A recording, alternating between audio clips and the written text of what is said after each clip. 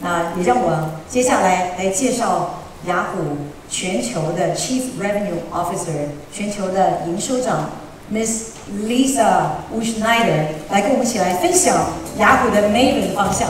Thank you, Lisa.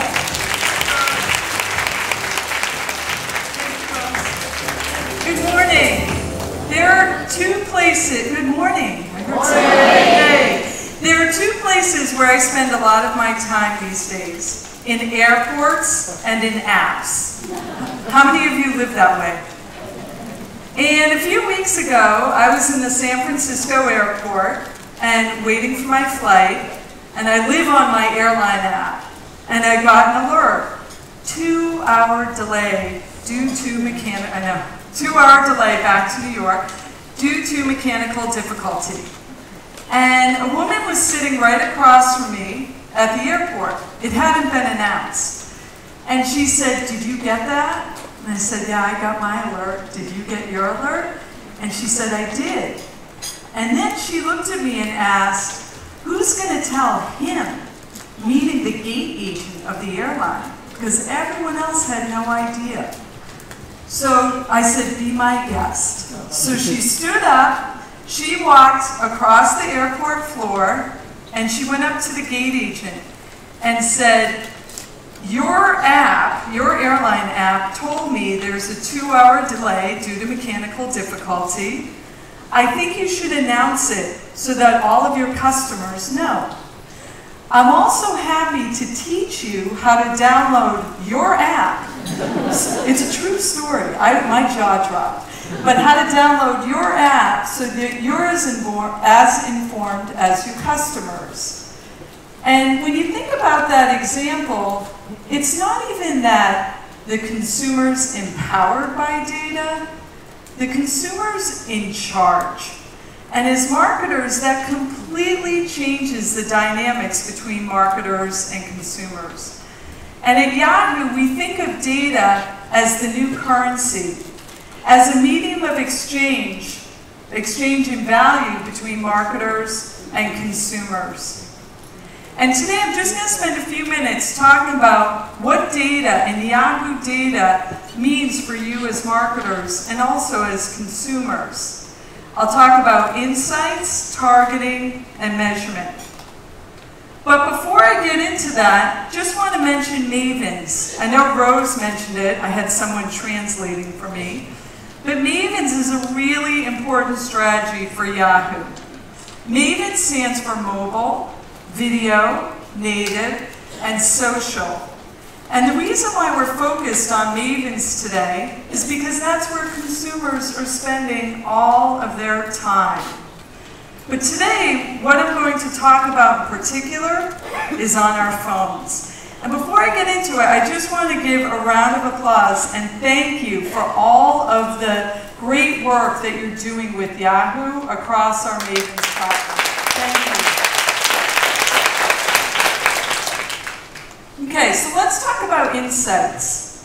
So Yahoo made 3 major acquisitions over the last 2 years. And I know Rose had mentioned a few of these. Tumblr, which is the largest social blogging platform. Brightroll, which is a video and display programmatic platform. And Flurry, which is all about mobile analytics. I'm going to spend my time today talking about Flurry data and what it means for you as marketers. Okay, so what Flurry is, it's embedded in 720,000 apps across 2 billion devices. And what that means for you as marketers is we can now see what consumers are doing in their apps, whether it be mobile and tablet. And when you take a look at the shifting consumer landscape, consumers are consuming content not on TV, TV's down, print's down, radio's down, but what's actually up, digital is slightly up, but what's way up is mobile, because we are a globe of mobile addicts. So how much time are we really spending on our smartphones? And I know Rose spoke to this briefly. Our Flurry data is telling us globally we're spending 3 hours and 40 minutes a day. That's a lot of time. How many of you are spending that much time, if not more? Look at you, you're all laughing. You're all using your phones right now. That's okay. And then the number of people who are checking their phone 60 times a day or more is up by 59%. And it will only continue to rise. But what that means for marketers is that it means that we're spending a lot of our time in apps. And as marketers, we're spending 9 out of every 10 minutes in our apps. I know Rose asked the question, how many of you have been on more than 3 apps today? That's where we're spending all of our time. And in the US, when I talk to marketers right now, and I ask them, where's the biggest opportunity for you? But also, what's the biggest challenge? 9 times out of 10, they say in-app marketing. We've got to figure out in-app marketing because that's where the consumers are spending their time. And there's no signs of this stopping. Just take a look at where, and this is, again, Flurry Analytics, it's global, but where we are globally spending our time as consumers. Messaging, shopping, music, entertainment, gaming. But then we took another cut at the data and we took a look at app consumption in Asia. Again, the growth is through the roof, but you can see which apps, similar, messaging, gaming, communication, is where Asia is spending your time in apps. In addition to that, we took a look at where are you spending your time. And no surprise here, you're spending a large proportion of your time in gaming apps, you see that, 25%, and shopping and lifestyle, 19%. But what's interesting about that stat is when you start looking at year-over-year growth, and where are you spending a higher portion of your time. And what I found interesting is shopping and lifestyle is where in Asia we're seeing the highest growth year over year in terms of app consumption, next to news and reading, which is content consumption. The other stat we saw about Asia app consumption that was interesting was what kinds of devices. Is it smartphones? Is it tablets? And hands down, what we're seeing in Asia is that phablet consumption by far, you see it right here, 142% growth year over year. Everyone knows what a phablet is, right? It's a little bigger than a smartphone, a little smaller than a tablet. But there's no surprise because that is where you're spending the 3 hours and 40 minutes. Gaming, messaging, consuming content. And here again is where you can see from a form factor, Asia compared to the rest of the world, the types of devices where you're spending your time. Again, higher propensity in Asia, you're spending time in phablets versus the rest of the world. Okay, so that just gives you a slice of some of the mobile insights that we're able to pull from Flurry in terms of phablet or smartphone consumption. Now let's get into targeting, our targeting capabilities at Yahoo. So what we found about targeting is that when you think about data and data for marketers, I talk to marketers all the time, and often they come to me and they have very specific assumptions about their consumers. This is how my consumers behave online, here's the type of messaging, and what we do is put together campaigns for them and we start to learn the actual behavior of the consumer. And often we're able to pull insights that surprise and delight the marketer and make them better at making meaningful connections with the consumers. So at Yahoo, I joined a year ago, and one thing I really wanted to dig into when I joined Yahoo was the type of data that we have. We have a lot of really powerful data. And this is just a snapshot of some of the data that we have. And the way we think about our data is 3 levels, right? So if you look at all of the assets of Yahoo, we know when consumers are searching, when they're consuming content, when they're on Messenger, when they're in their mail, when they're doing it on a smartphone or on their PC. That's what we call our Yahoo, that's the top, our Yahoo data or explicit data. It is first-party, real-time data. And we have billions and billions of signals that we see how consumers are spending their time. It's really powerful for marketers. Then what we do is we layer that data on top of third-party data. We've partnered with over 55 partners who have interesting data, a lot of it's offline data, that we don't necessarily have, right? So for example, if a marketer says, I am a consumables advertiser and I want to understand the lift in my marketing online and offline, we can partner with an offline data company to see that purchase from a grocery or a consumer perspective. And then the third layer of data, and you see it right here, is advertiser CRM data.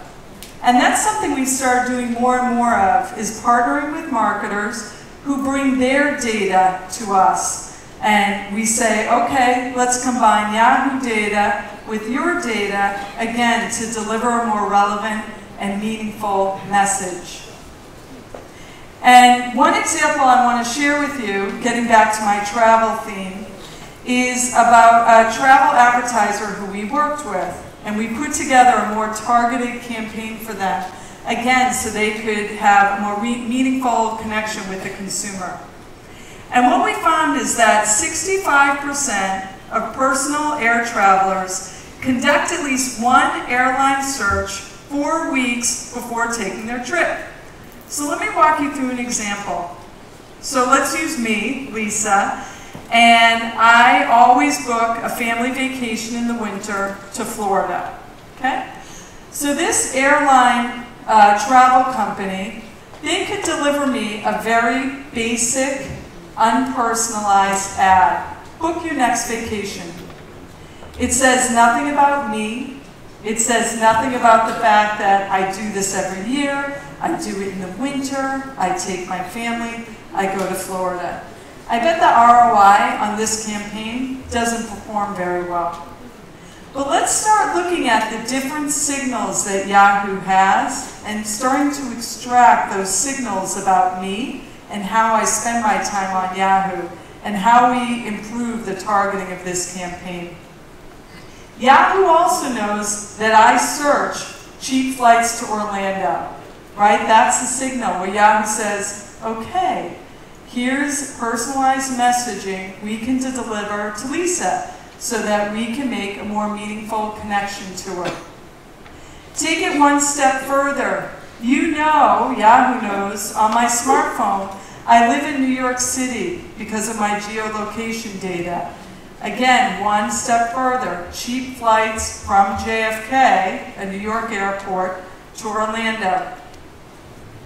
One step further, Yahoo also knows, based on the content consumed by my family, that I have a family and I have a 6-year-old. Again, one step further with the personalization, promoting cheap flights for the whole family from JFK to Orlando. And then the final example, based on my mail receipts and my mail data, they know, Yahoo knows, that it's a vacation for my family. I think you're probably getting the picture. Again, making a more meaningful connection. Also, that I'm a Starwood Point user, and I can use my Starwood points to book the vacation. And that we're going to Disney. And what we found is, working with marketers and looking at all these different signals that we have about consumers, what we find is that personalized ads on Yahoo drive up engagement by 10x. And we're only getting better and better at refining our targeting, making those meaningful connections for marketers and consumers across any device. So I've talked a bit about insights, I've talked about targeting. Now let's talk about measurement. And at Yahoo, we absolutely are investing in measurement every day, again, so that we can help marketers make a better ROI with their campaigns. And the way we think about it, if data is our new currency, measurement is the marketer's most valuable investment. And at Yahoo, we've been investing in marketing for years. For example, just over the past 12 months, we've invested in over 430 measurement campaigns with our advertisers so that you can see the ROI, the lift of your campaigns that you run with Yahoo, whether it be lift in brand awareness, or brand engagement, or point of purchase, entirely depending on the KPIs that you have. And Milward Brown actually came out recently and said that ads on Yahoo work harder than the market norms. We see 24% lift have a stronger impact on awareness with ads that run on Yahoo because of tapping into all of those signals that I spoke to. We also see a 20% lift on purchase intent, again, driving a better ROI. And with that, getting back to my story, sitting in the San Francisco airport, the consumer is in charge. She's calling the shots. And as marketers, it just makes this an incredible opportunity for all of us to tap into the data and how she's spending her time, where she's spending her time in apps, leveraging that data and marrying it with targeting and insights. And the way we think about it is that your media partner is now your data partner. And I want to thank you today for your time. Thank you for your partnership. And I look forward to seeing you for the remainder of the conference. Thank you. Thank you so much, Lisa. 各位，我们热烈掌声，谢谢 Lisa。她今天是第一次来到台湾。各位好，欢迎莅临我们今天的盛会。我是主持人王华，也容我更简单的摘要一下刚才 Lisa 讲的重点啊。Lisa 今天的重点是 data 是这个世纪的新的一个货币啊。那大家知道雅虎本身已经有非常多的 data， 包括我们的 search、我们的 mail、我们的电商哈。那这个 data 加上过去几年雅虎做的一些并购，比如说 Tumblr， 比如说 Flurry， 比如说 Brightro， 让雅虎有了更多的 data。那这些 data 能够让雅虎以及各位做什么呢？做到3件事。刚才大家看到 Lisa 讲说，第一件事就是 insight， 那能让各位广告主更知道我们的消费者在哪里。所以 Lisa 跟我们揭示了 App 时代的来临。大家早上像 Rose 讲的，都用过3个以上的 App 哈。那大家从这些 App 的使用过程中，我们可以看到雅虎的 Flurry， 让我们知道大家在这些 App 上的行为有什么改变。刚才 Lisa 讲了2个行为的改变，第一个当然就是我们在 gaming 好，我们在 shopping 好，我们在 news， 我们在 productivity， 就是这种增加我们工作效率的 App 使用越来越多。那我们可以思考，这对我们的广告主有什么意义啊？第二点 ，Lisa 提到 App 行为的改变，就是在亚洲使用 phablet 啊，就叫平板手机啊的频率也越来越高啊。那当然，平板手机的屏幕比较大，也让我们在使用 App 的时间还有粘着度又更强啊。所以这个是 Flurry 这样的一个并购，以及它产生的 App data， 可以让雅虎帮助各位广告主做的第一件事，就是创造出更深的消费者洞见。好，那刚才 Lisa 讲的第2件事就是 targeting， 好，这也是我们在座每一位都非常注重的，叫做精准的行销。好，那怎么样能够精准的打到消费者能够产生个人化的讯息？一直是我们今天在座各位关切的一件事。Lisa 刚才举了一个非常好的个人化的例子，哈，就是一个旅游的网站要推销给你旅游的讯息，哈，那当然也可以像过去一样，就给各位一个非常一般化、非个人化的讯息。但是刚才 Lisa 用她自己的例子哈，比如说今天一个旅游网站如果跟雅虎合作的话，她可以从 Lisa 的 mail 雅虎邮箱的资料中知道她是每年在这个时候会带孩子从北边的纽约到南边的佛罗里达，所以知道他每年要做这件事。他知道他是一个 Starwood 的 member，Starwood 是美国很著名的旅馆的连锁集团，所以他会掌握这个资料哈。那他从他 search 的资料中知道，他每年到了这个11月的时间，就会开始 search 一些旅游的景点哈，包括了佛罗里达的 Orlando， 所以他也掌握了这个讯息。然后他从 Lisa 的手机的资料知道他住在 JFK， 因为 GPS 的定位系统住在纽约的 JFK 就是甘乃迪机场附近啊，所以当他把握这些雅虎的资料之后，他就可以传送出一个更个人化，也就是我们强调精准行销的讯息给 Lisa。那这样最后拿到的 engagement， 大家可以看到，就会比一个一般化的广告要胜出很多。所以这是第二点，刚才 Lisa 谈到。Yahoo 的 data 可以帮各位广告主做到的，就是 targeting 精准行销。那最后一点，大家可以看到 Lisa 强调的 measurement， 这个也是我们大家在数位行销有时候碰到的障碍哈，就是到底我们怎么去追踪，或是我们怎么去评估我们这些广告的成果哈。那大家也看到 Lisa 所讲的哈，这个当我们Yahoo有了这些追踪的工具之后呢，一个广告在Yahoo的平台上。他用一个比喻很微妙，就是说他是更努力的为各位工作，他不是懒懒的站在那边，其实他更努力的为各位广告主工作。工作什么呢？工作能够更紧密的抓住我们的消费者，让他真正展现一些行动哈。所以以上是 Lisa 刚才在很短的时间跟我们分享哈 ，data 是新的 currency， 然后它可以帮助我们广告主做到了 insight， 做到了 targeting， 还做到 measurement 哈。我们非常非常期待。